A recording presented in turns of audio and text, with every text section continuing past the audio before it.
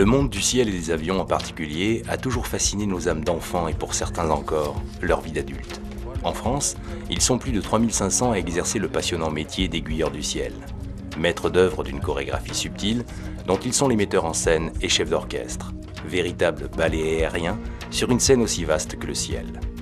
L'espace aérien français enregistre environ 2 500 000 vols contrôlés par an. Cette vaste toile d'araignée tissée entre les zones militaires correspond à des couloirs aériens gérés par 5 centres de contrôle en route répartis sur l'ensemble du territoire français. Leur rôle est de diriger les avions survolant le pays pour assurer leur sécurité. Le CRNA Sud-Ouest gère à lui seul environ 700 000 mouvements par an. Dans la salle de contrôle, au cœur du bloc technique, la concentration est essentielle.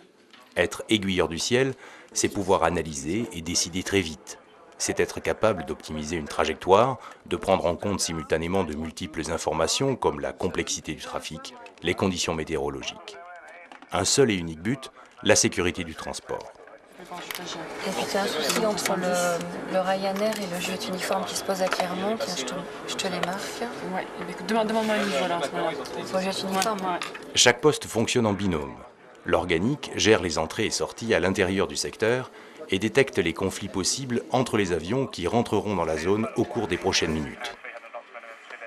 Le radariste, seul lien entre l'avion et le sol, dialogue en permanence par radio avec les pilotes. Sur un secteur qui lui a été attribué en fonction du trafic, il agit sur la trajectoire horizontale et verticale, l'altitude et la vitesse de l'aéronef. Une règle d'or, aucun ne doit passer à moins de 9 km d'un autre avion au même niveau. L'ensemble de la salle de contrôle est géré par un chef de salle qui doit s'assurer du bon fonctionnement technique et humain de chaque poste de contrôle. Il travaille en collaboration étroite avec un spécialiste de la gestion de flux de trafic, le contrôleur FMP. Ce régulateur est en contact permanent avec le Centre européen de gestion du trafic aérien situé à Bruxelles.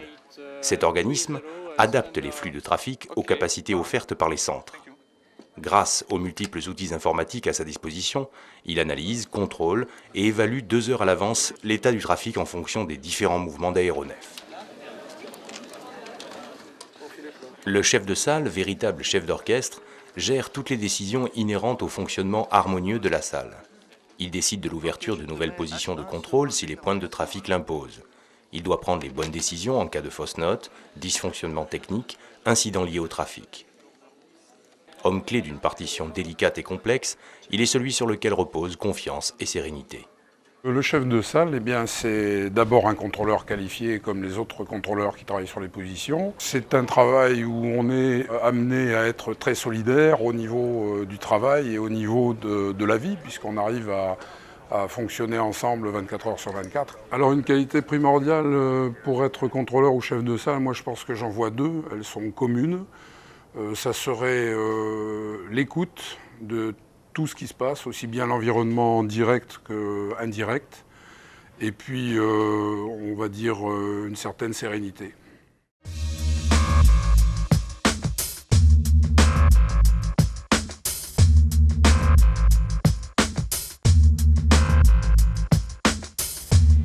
« 1100 m² de superficie, 500 km de câbles, 200 armoires techniques, 110 fréquences utilisées, 800 kW de puissance électrique. La salle technique, poumon technologique du CRNA Sud-Ouest, regroupe toutes les installations et compétences garantissant un fonctionnement optimal des systèmes de contrôle. Pour parer à tout problème majeur, le matériel est doublé voire triplé pour assurer le meilleur fonctionnement. Une centrale électrique est opérationnelle pour prendre le relais en cas de défaillance de l'alimentation générale. Ici encore, aucun droit à l'erreur. La sécurité des transports passe par une absolue fiabilité des systèmes radio, radar et informatiques. 70 électroniciens veillent en permanence au bon fonctionnement de l'équipement et sont prêts à répondre à tout problème éventuel ou toute demande émanant de la salle de contrôle. Allô, oui, supervision ? En cas d'incident, aussi mineur soit-il, les appels arrivent dans la salle de supervision technique. Le problème est aussitôt analysé et les services concernés mis en alerte pour remédier au plus vite à la panne. L'électronicien, son but c'est de réagir le plus rapidement possible et le mieux possible, de manière radicale. Il ne faut pas que la panne se reproduise. C'est-à-dire qu'il faut rester à la pointe et toujours se remettre en question, savoir si on est capable de répondre aux besoins. De ce fait, il nous faut suivre la technique et donc se former régulièrement aux nouvelles technologies. Une mise à jour permanente est nécessaire pour être en phase avec l'évolution constante des moyens techniques et environnementaux. La formation continue est la base du maintien de l'expertise technique et opérationnelle. Ainsi, le CRNA Sud-Ouest possède son propre centre de formation afin d'offrir à son personnel les mises à niveau techniques et linguistiques indispensables.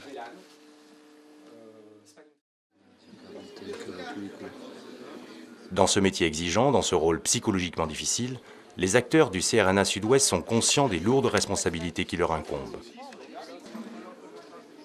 Il arrive parfois qu'un contrôleur soit confronté à un incident, et c'est alors l'ensemble des équipes qui se sent concernées.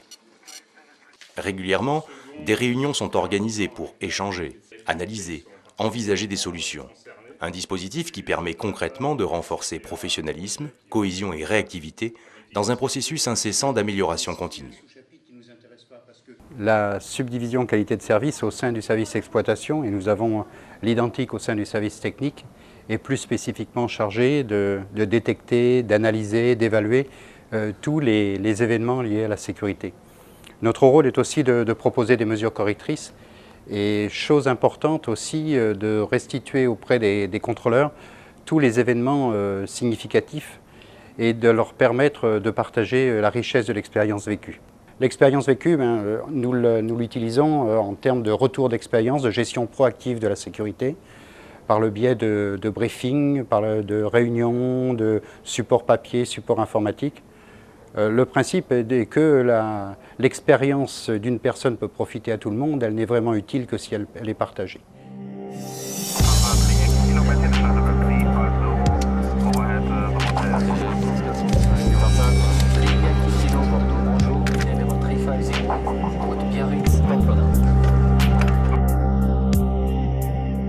Les relations d'un commandant de bord avec un contrôleur aérien du CRNA sont des relations de partenariat qui nous permettent à nous, pilotes, de gérer de façon optimale notre vol.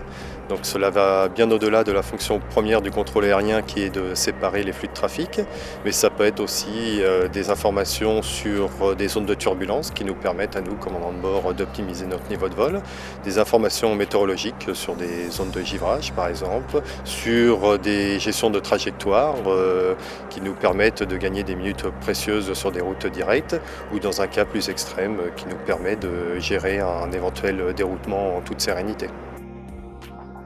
Le CRNA Sud-Ouest possède toutes les compétences humaines et technologiques pour assurer la sécurité et l'écoulement des vols dans les meilleures conditions. Dans un environnement en constante évolution, le Centre en route de la navigation aérienne Sud-Ouest est prêt à répondre à toutes les exigences européennes ainsi qu'à la sécurité des usagers.